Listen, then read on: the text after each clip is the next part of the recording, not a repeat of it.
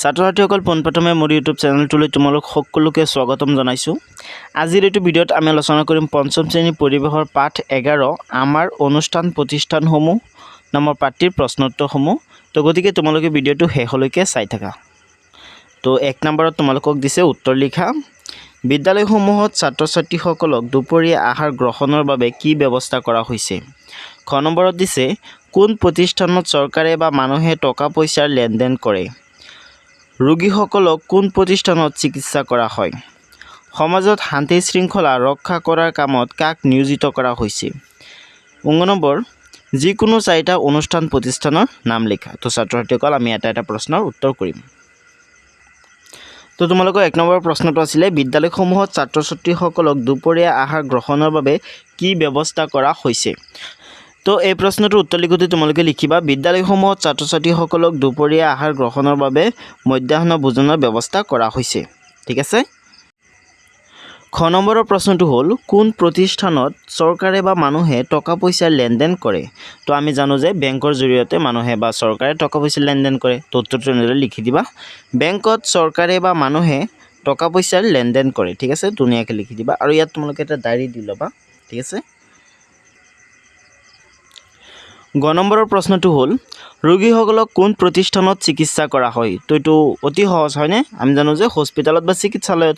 তো এনেদৰে লিখিবা ৰোগীসকলক চিকিৎসালয়ত চিকিৎসা কৰা হয়। ঠিক আছে, ধুনীয়াকৈ লিখি ল'বা। আখৰবিলাক ভাল কৰিবলৈ চেষ্টা কৰিবা আৰু বানানবিলাক বৰ কেয়াৰফুলি লিখিবা, ভুল নকৰিবা। ঠিক আছে। তো ঘ নম্বৰৰ প্ৰশ্নটো হ'ল সমাজত শান্তি শৃংখলা ৰক্ষা কৰাৰ কামত কাক নিয়োজিত কৰা হৈছে? তো এই প্ৰশ্নটোৰ উত্তৰ তোমালোকে লিখিবা সমাজত শান্তি শৃংখলা ৰক্ষা কৰাৰ কামত আৰক্ষীসকলক নিয়োজিত কৰা হৈছে। তো আৰক্ষীসকল মানে পুলিচসকলক হয়নে? তো সমাজত শান্তি শৃংখলা ৰক্ষা কৰাৰ বাবে পুলিচসকলক নিয়োজিত কৰা হৈছে। তো এইটো এনেদৰে লিখি দিলে হৈ যাব। 19 নম্বৰত দিছে যিকোনো 4টা অনুষ্ঠান প্ৰতিষ্ঠানৰ নাম লিখা। তো তোমালোকক কিতাপত 7-8টামান অনুষ্ঠান প্ৰতিষ্ঠানৰ নাম দিয়া আছে। তো তোমালোকে তাৰে পৰা যিকোনো 4টা অনুষ্ঠান প্ৰতিষ্ঠানৰ নাম লিখিব লাগে। তো মই লিখিছোঁ বিদ্যালয়, বেংক, আৰক্ষী চকী, ডাকঘৰ, তোমালোকে আৰু চিকিৎসালয়, তাৰপৰা পিছত পুথিভঁৰাল, পঞ্চায়ত, সমবায় এইবিলাকৰ নামো লিখিব পাৰা যদি তোমালোকৰ ভাল লাগে। তো তোমালোকে যিকোনো 4টা নাম লিখি ল'বা। ঠিক আছে। ছাত্ৰ-ছাত্ৰীসকল তোমালোকে ইয়াত 2 নম্বৰত চোৱা। 2 নম্বৰত দিছে খালী ঠাই পূৰ কৰা। তো ইয়াত কেইটামান বাক্য দিছে, বাক্যৰ মাজে মাজে এটা শব্দ দিয়া নাই। এইটো আমি উপযুক্ত শব্দৰে বাক্যকেইটা পূৰ কৰিব লাগিব। ঠিক আছে, কমপ্লিট কৰিব লাগিব। তো প্ৰথমটো চোৱা, ক নম্বৰটো চোৱা ছাত্ৰ-ছাত্ৰীসকলে ডেইছত পঢ়া শিকে। তো ছাত্ৰ-ছাত্ৰীসকলে ক'ত পঢ়া শিকে? বিদ্যালয়। তো তোমালোকে ইয়াত লিখিবা বিদ্যালয়। বিদ্যালয়। ঠিক আছে, বিদ্যালয় লিখি দিবা ধুনীয়াকৈ, বিদ্যালয়ত লিখা পঢ়া শিকে। তো খ নম্বৰত চোৱা, খ নম্বৰত দিছে পশু পক্ষীৰ চিকিৎসাৰ বাবে ডেইছ আছে। তো পশু পক্ষীৰ চিকিৎসাৰ বাবে কি আছে? পশু চিকিৎসালয় আছে। তো ইয়াত তোমালোকে পশু চিকিৎসালয় লিখিব লাগিব। তো তোমালোকে এইবিলাক বহীত লিখিবা, কিতাপত নিলিখিলে ভাল হ'ব। তো ডাঙৰ ডাঙৰ শব্দ হয়তো এইবিলাক অলপ জেগা আছে ইয়াত নাথে। তো তোমালোকে বহীত লিখি ল'বা। ঠিক আছে। তো মই ইয়াত লিখি দিছোঁ পশু চিকিৎসালয়। ঠিক আছে, চিকিৎসালয়। ঠিক আছে। তাৰপিছত আছে আলিবাটৰ যান বাহন ডেইছে নিয়ন্ত্ৰণ কৰে। তো আলিবাটৰ যান বাহন কিহে নিয়ন্ত্ৰণ কৰে? আৰক্ষীয়ে হয়নে? তো ইয়াত তোমালোকে লিখিব লাগিব আৰক্ষী। আৰক্ষী বুলি লিখি দিবা। ঠিক আছে। গ নম্বৰত দিছে গাঁওসমূহত থকা শাসন ব্যৱস্থাক ডেইছ শাসন ব্যৱস্থা বোলে। তো ইয়াত তোমালোকে লিখিবা গাঁওসমূহত থকা শাসন ব্যৱস্থাক পঞ্চায়তী ৰাজ শাসন ব্যৱস্থা বোলে। ইয়াত তোমালোকে লিখিবা পঞ্চায়তী ৰাজ। তো ইয়াত তোমালোকে খালী জেগাত লিখিবা, তোমালোকে বহীত লিখিবা আৰু মই ইয়াত লিখি দিছোঁ পঞ্চায়তী ৰাজ। পঞ্চায়তী ৰাজ। ঠিক আছে। তো 3 নম্বৰত চোৱা, 3 নম্বৰত দিছে পাৰ্থক্য লিখা চৰকাৰী আৰু বেচৰকাৰী চিকিৎসালয়। তো বেচৰকাৰী আৰু চৰকাৰী চিকিৎসালয়ৰ মাজত কি কি পাৰ্থক্য আছে? তো সেইবিলাক আমি লিখিব লাগে। তো উত্তৰটো লিখোঁতে তোমালোকে এনেদৰে লিখিবা চৰকাৰী আৰু বেচৰকাৰী চিকিৎসালয়ৰ পাৰ্থক্য। তো ক নম্বৰ দি লিখিবা চৰকাৰী চিকিৎসালয়বোৰ চৰকাৰী খৰচত চলে, আনহাতে বেচৰকাৰী চিকিৎসালয়বোৰ এজন বা কেইজনমান ব্যক্তিয়ে লগ হৈ পৰিচালনা কৰে। ঠিক আছে।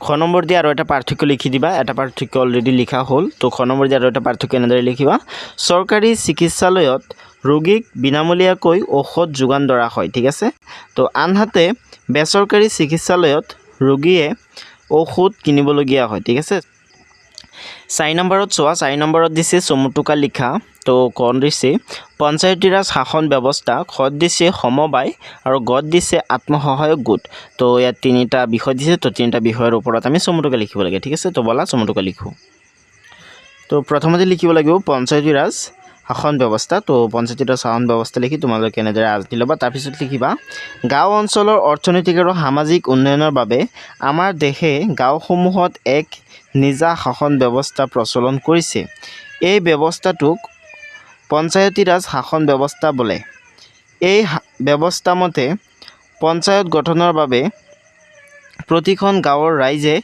ভোট দি কিছুমান সদস্য আৰু এজন সভাপতি নিৰ্বাচন কৰে ঠিক আছে তো এনেদৰে তোমালোকে লিখি দিবা খ নম্বৰত দিছে সমবায় তো এনেদৰে লিখিবা কিছুমান লোক লগ লাগি সকলোৰে উন্নয়নৰ বা আৰ্থিক লাভালাভৰ বাবে সমূহীয়াকৈ কাম কৰা ব্যৱস্থাটোকে সমবায় বোলে ঠিক আছে তো সমবায়বোৰ প্ৰত্যেকজনেই সকলোৰে বাবে আৰু সকলোৱে প্ৰত্যেকজনৰ বাবে কাম কৰা নীতিৰে চলে এখন সমবায়ত অতি কমেও 10 জন সদস্য থাকিব লাগে তো এনেদৰে লিখি দিবা হৈ যাব তো গ নম্বৰটো চোৱা গ নম্বৰত দিছে আত্মসহায়ক গোট ঠিক আছে তো আজিকালি আমাৰ গাঁওবোৰত মহিলাসকলে মিলি আত্মসহায়ক গোট গঠন কৰিছে তো গাঁওবিলাকত কি কৈছে মহিলাসকলে আত্মসহায়ক গোট নামৰ গোট গঠন কৰিছে ঠিক আছে গাঁৱৰ দুখীয়া পৰিয়ালে আত্মসহায়ক গোটৰ পৰা ঋণ ল'ব পাৰে তো যিবিলাক মানুহৰ ঋণ লাগে তো গোটবিলাকৰ পৰা ঋণ ল'ব পাৰে গাঁৱৰ বহু মহিলাই এনে গোটৰ জৰিয়তে বিভিন্ন সামগ্ৰী উৎপাদন কৰি বিক্ৰী কৰাৰ ব্যৱস্থা কৰিছে গাঁৱৰ মহিলাসকলে আত্মসহায়ক গোটৰ জৰিয়তে বিভিন্ন সামগ্ৰী উৎপাদন কৰি বিক্ৰী কৰা আৰম্ভ কৰিছে এনেদৰে তেওঁলোকে আৰ্থিকভাৱে স্বাৱলম্বী হ'বলৈ চেষ্টা কৰিছে ঠিক আছে তো আত্মসহায়ক গোটৰ বিষয়ে এইখিনি লিখিলে হৈ যাব তো ইয়াত চোৱা শুদ্ধ উত্তৰটো বাছি উলিয়াবলৈ দিছে তো ইয়াত এটা দুটা প্ৰশ্ন কৰিছে আৰু এটা প্ৰশ্নৰ চাৰিটা উত্তৰ দিছে ঠিক আছে এইবিলাক মাল্টিপল চইচ কুৱেশ্যন হয় MCQ ঠিক আছে তো ইয়াৰ পৰা শুদ্ধ অপশ্যনটো তোমালোকে চুজ কৰিব লাগিব যেটো প্ৰশ্নৰ সৈতে মিল আছে তো ইয়াত দিছে সমাজত শান্তি শৃংখলা ৰক্ষা কৰাৰ কামত কাক নিয়োজিত কৰা হয় তো আমি জানো যে সমাজত শান্তি শৃংখলা ৰক্ষা কৰাৰ কামত আৰক্ষীসকলক নিয়োজিত কৰা হয় তো তোমালোকে এই 3 নম্বৰটো চুজ কৰিব লাগিব আৰু তোমালোকে এনেদৰে লিখিবা ঠিক আছে প্ৰথমতে প্ৰশ্নটো তাৰপিছত অপশ্যন কেইটা তাৰপিছত উত্তৰটো এনেদৰে লিখি দিবা আমি জানিছিলোঁ যে আৰক্ষীক হ'ব হয়নে তো এই প্ৰশ্নটোৰ উত্তৰত তোমালোকে এনেদৰে লিখি দিবা আৰক্ষীক সমাজত শান্তি শৃংখলা ৰক্ষা কৰাৰ কামত আৰক্ষীক নিয়োজিত কৰা হয় ঠিক আছে তো ইয়াত আৰক্ষীক বুলি লিখি দিলেই হ'ল তাৰপিছত তোমালোকক দিছে খ নম্বৰত পশু পক্ষীৰ চিকিৎসাৰ বাবে থকা অনুষ্ঠানটো হ'ল চৰকাৰী চিকিৎসালয় পশু চিকিৎসালয় সমবায় বেচৰকাৰী চিকিৎসালয় তো আমি সকলোৱে জানো যে পশু পক্ষীবিলাকক পশু চিকিৎসালয়ত চিকিৎসা কৰা হয় হয়নে তো ইয়াত তোমালোকে লিখিব লাগিব 2 নম্বৰটো ঠিক আছে পশু চিকিৎসালয় তো এইটো তোমালোকে উত্তৰটো লিখোতে এনেদৰে লিখি দিলেই হ'ল তো ইয়াত তোমালোকে প্ৰশ্নটো লিখিবা তাৰপিছত অপশ্যন কেইটা তাৰপিছত যিটো শুদ্ধ অপশ্যন হ'ব সেইটো এনেদৰে লিখি দিবা তো ইয়াত একচুৱেলি 2 দিব লাগিছিল 2টো দি ল'বা আৰু 2 নম্বৰ অপশ্যনটো চুজ কৰিছোঁ বুলি ইয়াত দেখুওৱা হৈ যাব ঠিক আছে তো এনেদৰে লিখি দিলে এইটো হৈ যাব তোমালোকক 6 নম্বৰত দিছে আকস্মিক বক্তৃতাৰ আয়োজন কৰা শিক্ষকৰ সহায় ল'বা তো প্ৰথমে দিছে বিদ্যালয় মধ্যাহ্ন ভোজন বেংক চিকিৎসালয় আৰক্ষী দুগ্ধ উৎপাদন তো তোমালোকে আকস্মিক বক্তৃতাৰ আয়োজন কৰিবা ঠিক আছে বিদ্যালয়ত কৰিবা তোমালোকে এইবিলাক শিক্ষকৰ সহায় ল'ব প্ৰয়োজন হ'লে তো ছাত্ৰ ছাত্ৰীসকল আজিৰ ভিডিঅ'টো ইমানেই আছিলে পৰৱৰ্তী ভিডিঅ'ত আকৌ লগ পাম আজিৰ ভিডিঅ'টো চোৱাৰ বাবে ধন্যবাদ